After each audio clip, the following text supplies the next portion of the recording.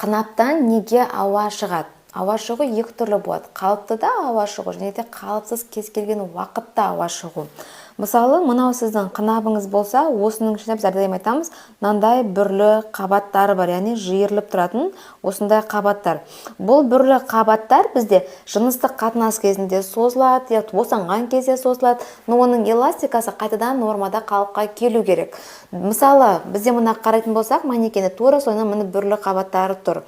Бұл созылып қайта келу деген сөз. Ендеше, егер сізде етек кезінде ол созылып, жыныстық қатынастан кейінгі уақытта жыныстық қатынастың кесірінен созылып қайтадан қалпына келу барысында жел шығу болса, бұл қалыпты.